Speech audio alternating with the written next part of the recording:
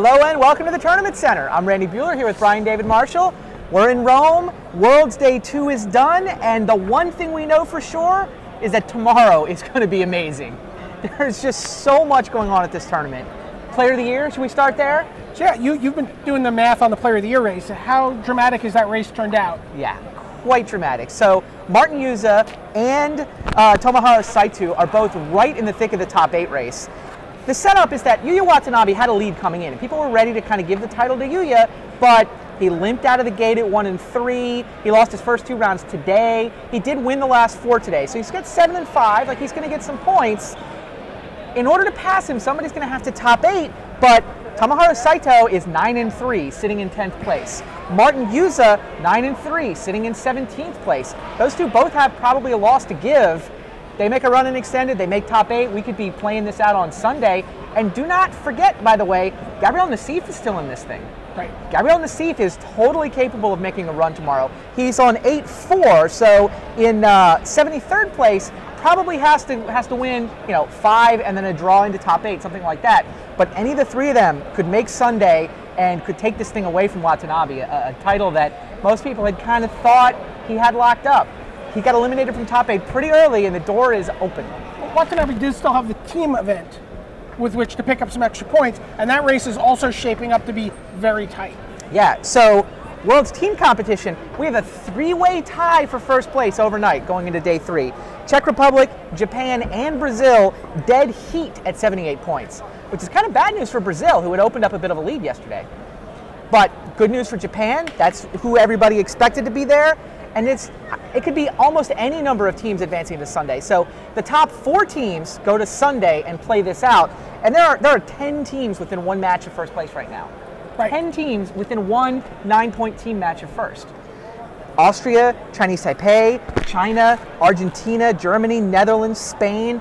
These guys show up in the morning for 2 team rounds. Then we've got 6 rounds of extended to bring it home and figure out who all makes it to Sunday. And the Germany match has impact on the Rookie of the Year race. There you go. So coming into this tournament, you had players at 20, 28, 27, and 26 points. Akimasa, who was in the lead, has fallen off. Okay. Brian Robinson did not show up. Right. With 26 points, Lino Bergold of Germany, with the team competition, had a great opportunity to take the lead.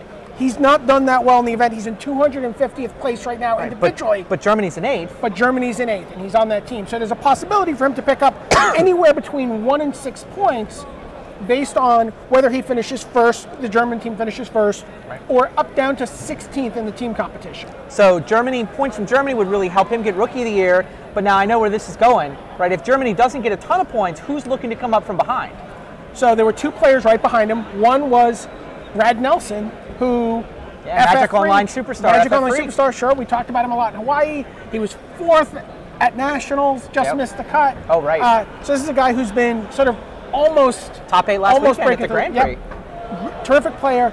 He came in with 22 points. Right. He is in top 64 right now, in an excellent position to make a top 16 run, which would put him at 30 points. He could also make a top 8. Yeah, he's in top 8 position. Which would probably give him the title. Right, and he's 8 and 4, I believe? Yes. So, like Nassif, probably has to win out, but he plays a lot more constructed than limited, so I think he's very capable of putting a run together and extended tomorrow. And we could also be looking at a lot of scenarios where we end up with a Rookie of the Year tie. Yeah. Where he makes top 16, he ends up with 30 points. The German team ends up picking up, 1 or 2 points.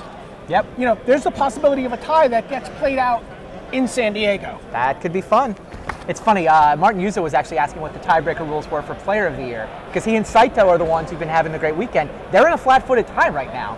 I think, though, in order to actually pass Watanabe, they have to finish 2nd, so they're unlikely to actually tie, because in order to pass Yuya, you can't tie for 2nd. There's never been a tie for Player of the Year or Rookie of the Year. That's correct. It's the coverage team dream. We'll see. So today was draft day. We played 6 rounds of Zendikar Booster Draft. 4 players ran the table. Want to give props out to Brandon Scheel, Andre Coimbra, Ari Lax, and Robert Van Medevoort. Those are your 6-0 drafters on the day. And Coimbra has himself sitting in 7th place, so he's very much in good shape. Who are you looking at for Sunday in the individuals? Like, the big title, the World Championship title, comes down to the individual standings. We haven't even talked about them yet. There's so much going on.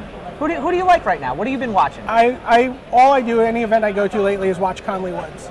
Conley Woods is just the most exciting player to me right now. He's exciting to watch him construct a deck. It's exciting to watch him draft a deck. Yeah. He is definitely, he's not only marching to the beat of a different drummer, he's marching to the beat of a different instrument completely. Right? This is a guy who comes into but it works. Limited tournaments and drafts constructed decks. Yeah. He's like World Queller Nissa Ravane, Emiria, and World Queller, and Undo Clerics, and he's just doing all this crazy stuff. He's thinking very quick, very fast, and he's really picked up a following. Oh yeah. We watched him talking about extended. He apparently, let me tell you something. We have our first deck tech penciled in for tomorrow morning, and right now Conley Woods is at the top of the list. Yes. He has a really interesting deck for extended, and there were a number of players, including Gabriel Nassif, who we were talking about. Gabriel Nassif, one of the greatest constructed players and deck designers in the history of the game, and he's standing over Conley Woods, looking at Conley's deck, going like this. He is excited looking at this guy's decks. So I'm looking at Conley tomorrow to make a strong run. He went 5-1, 5-1, another 5-1. Yeah, he's tied for third. He's 30 points. He is tied for third. We've got Bram Snepvangers and Marin Lebert are at 33 points. They've both gone 11-1. Marin went 11-0. Nobody has ever been undefeated at the end of day 2. So he was looking at one win from a truly historic accomplishment. Still in great shape though, because the last undefeated tends to make top 8. Like almost always, if you're the last undefeated at Worlds, you're probably going to make top 8. That's Marin. Bram Snepvangers tied with him. Bram, by the way, has only missed one Pro Tour this entire decade. Needs a top 16 here to keep his seat on the gravy train for next year and pick up a year's worth of invites. So big tournament for Bram and looking to put up another top 8. So then you've got, I believe it's a 5-way tie for third place, including Conley Woods. Conley Woods. The other guy I see in that's really interesting to me is Robert Jurkovic. Yeah. This guy is playing in the Magic Online Championship right now. Like, the day's over for almost everybody, but the Mox is still going on. Jurkovic is doing well in that tournament. He's one of the 8 players who qualified there. He's also coming off a top 16 in Austin, just 3 days ago, right? Something like that, yeah. And speaking of the Mox, Shota Yasaoka also in that. Shota's in 12th in this tournament. Those two guys have been playing a lot of Magic Online, and it translates over to your tabletop game as well. So Shota looking in great shape at 12th. Shota, the only player of the year, Magic Online player of the year in the history of those two titles. Sure, sure. Other players to keep an eye on, we talked about Saito, who's sitting in that scrum. Makihito Mahara. Former world champion. Former world champion. Last time Worlds was in Europe. He was the winner in Paris. So he is 9th place on 27 points. Just a bunch of great names in contention of this tournament. This is tomorrow is going to be a lot of fun. It's going to be hard for it, and also a lot of players clawing to that next level. Absolutely. Right? We talked about Bram Snepvangers trying to get to, back to gravy train status. Yep. So he can, have another year of Pro 20 Tours. points is the magic number. And he's clawing at it, and there's a lot of players who are just, Matt Maher is a player from America who is just, he's like, my dream has always been to gravy train the Pro Tour. Yeah. And, with a strong finish tomorrow, he'll get to do that. And there's a lot of players like that. So tomorrow is going to be just a hard-fought day at every stratification of the tables. It's going to be great. And it's extended. It's 2 rounds of team in the morning, and then all the individuals show up for 6 rounds of extended to bring it home. Now, we just played extended at Austin. What's the buzz? Like, what are people actually expecting from this field tomorrow? You know what? No one seems to know. Really? I mean, people seem really, really confused about what to make of the results. Do you play the Kibler Ben Rubin Zoo deck? Right. Is that deck now too slow somehow? It's designed to feast on Zoo, but now the Zoo decks know they're beatable, right? I mean, your stock Zoo deck, it's like, well, I lose to the deck that won the Pro Tour. I guess I can't run this. So how much Zoo will there actually be? Will the Hypergenesis deck that everybody was worried about going into Austin, people may not be as worried about it because it didn't put up a big result. One guy in the top 8, one top 8 for Dark Depths. Those decks, Dredge was very powerful, obviously. Yeah, nobody in it, yeah. Escape Shift is a deck that, if you look at just the extended rounds, is a deck that did very, very well with a very, very small number of players playing it. Could be a deck that surprises people this weekend.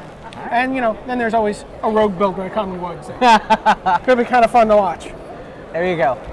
Going to be a great day. Stay tuned. Brian and I will be there. One day from now, we'll know a lot more. We'll understand who's going to be playing for all the hardware on Sunday. So keep your browser tuned to the Tournament Center.